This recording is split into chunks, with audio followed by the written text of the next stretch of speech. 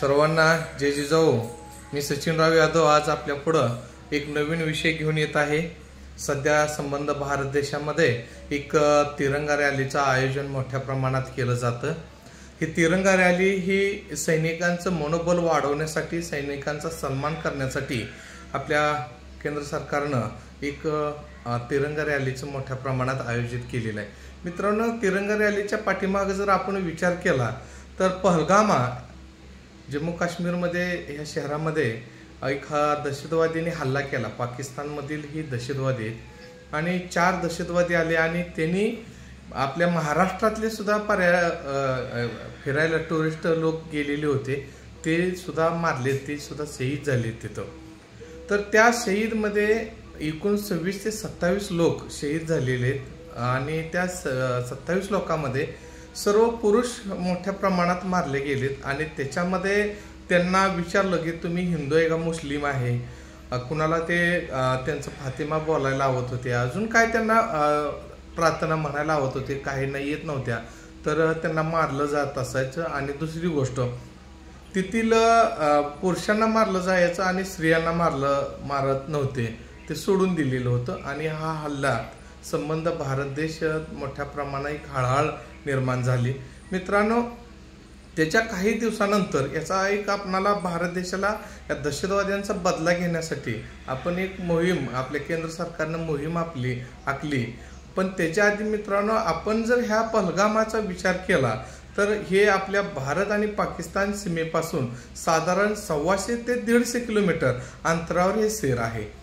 तर हे 4 दहशतवादी आतंकवादी जर आपल्या भारतामध्ये 125 ते 150 किलोमीटर अंतरावर येत असेल तर आपली सुरक्षा एजन्सी काय करत होते, ह्याच्यावर एक प्रश्नचिन्ह उपस्थित राहतो।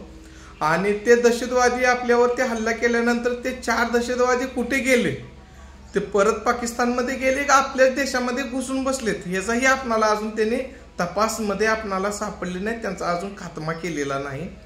पण आपल्या केंद्र सरकारने त्याचा बदला घेण्यासाठी पाकिस्तानमधील दहशतवाद्यांचे स्थळ उद्ध्वस्त केले आणि ते स्थळ उद्ध्वस्त करण्यात त्या मोहिमेला नाव दिलं सिंदूर। सिंदूर हे साधारणपणे 8 ते 10 दिवसानंतर पाकिस्तानवरती हल्ला केला आणि त्याच्यामध्ये त्यांचे दहशतवाद्यांचे स्थळ असतील, काही दहशतवादी असतील, याच्यामध्ये त्यांचं पाकिस्तानचं मोठ्या प्रमाणात नुकसान करण्याचं काम केलेलं आहे। अशा पद्धतीनं आपल्या 26 लोकांना एक श्रद्धांजली त्यांनी वाहिली। हे अतिशय चांगला एक भारताचा निर्णय आहे।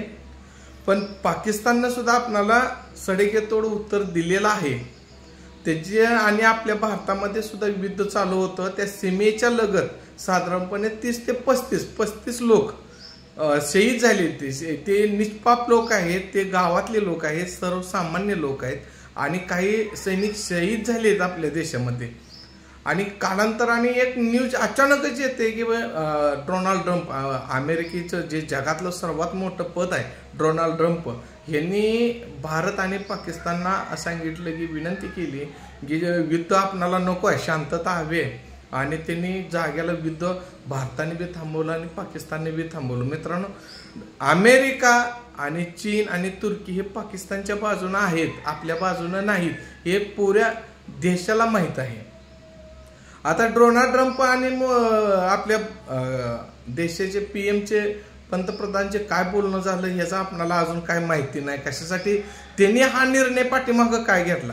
पाकिस्तानची लोकसंख्या 24 कोटी आहे, 24 कोटीमधील एकही असा नाही की चांगला माणूस आहे, ही दहशतवादीचेच औलाद आहे। मित्रांनो, जो आता आपण 100-200 दहशतवादी मारली म्हणून त्यांना काय फरक पडत नाही, कारण का त्या देशाची लोकसंख्या ही 24 कोटी आहे। 24 कोटी प्रत्येक माणूस आपल्या भारताच्या दृष्टिकोनानं हा दहशतवादी तिथला, ह्याच्यावर आपण काय बंदोबस्त करणार आहे का?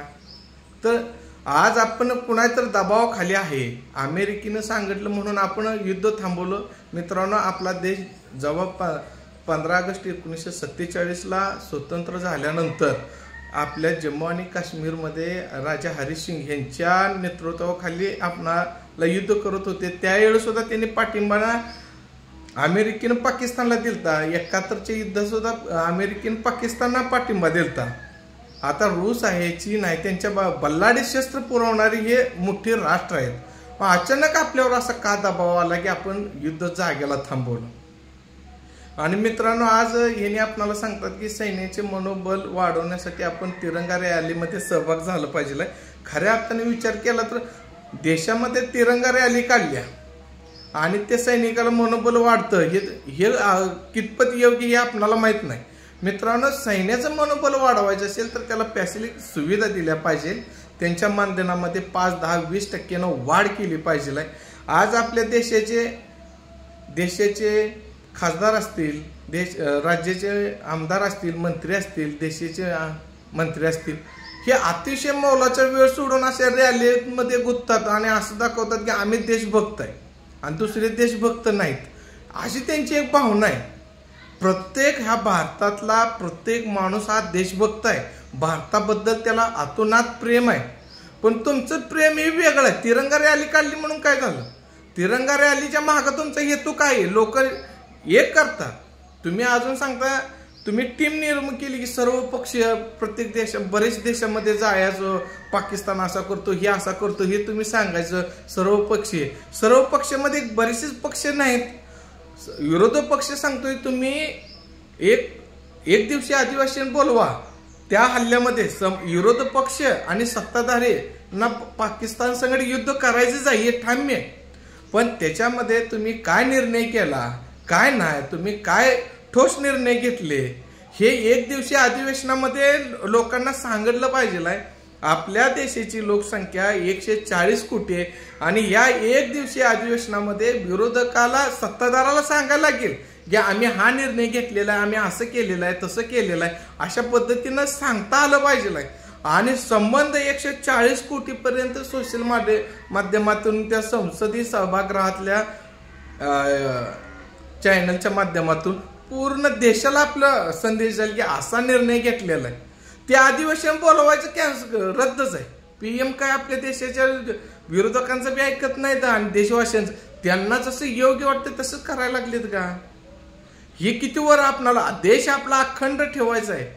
कोणाला कमी लेखून चालणार नाही. पुऱ्या देशातल्या या लोकशाहीमध्ये प्रत्येक देशातल्या नागरिकाला आणि देशाच्या PM ला घटना एक समान आहे. सारखे राजा काय प्रजा काय इथे एक समान आहे.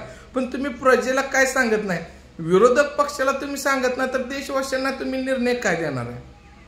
आज पाकिस्तानवरती हल्ला करणाऱ्या 2 कर्तबगार महिला होत्या, कुरेशी आणि सिंह.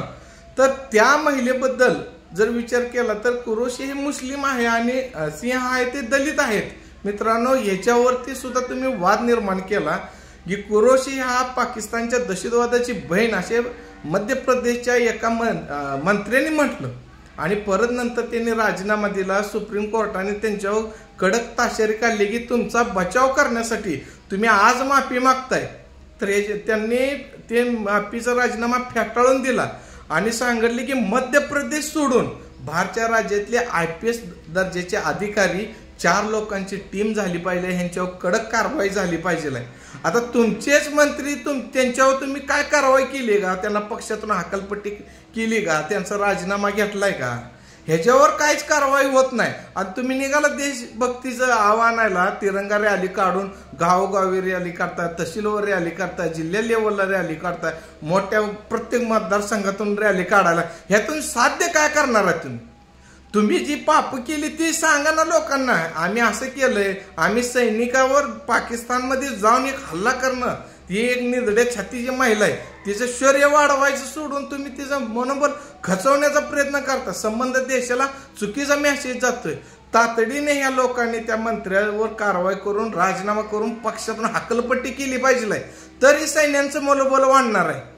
आणि जर तुम्हाला सैन्यांचं मनोबल, धैर्य जर वाढवायचं असेल तर त्यांना आपल्याला सुविधा दिल्या पाहिजेत, त्यांना अधिकार दिले पाहिजेत आणि त्या लोकांना जे मानधन आहे त्याच्यामध्ये 5, 10, 20% वाढवा ना. देशात असा कोण विरोध करणार नाही अशा गोष्टीला. त्याच्यामुळं मी एक निर्णय ठाम्यपणे सांगतो, या तिरंगा रॅलीमध्ये आपण वैयक्तिक माझ्या विचार जर तुम्हाला आवडत असेल तर तुम्हीही सहभाग होऊ नका आणि मी सुद्धा तिरंगा रॅलीमध्ये तिरंगा रॅलीमध्ये सहभाग नाही झाले म्हणून देशद्रोही होत नाही. मित्रांनो, आपणाला भारत माताचे प्रचंड प्रेम आहे, आपुलकी, श्रद्धा आहे आणि आपल्या हजारो पिढ्या इथं जन्मले त्याच्यामुळे आपणाला भारताचा प्रचंड मोठा एक अभिमान आहे, ही विसरून चालणार नाही. सर्वांना पुन्हा एकदा माझे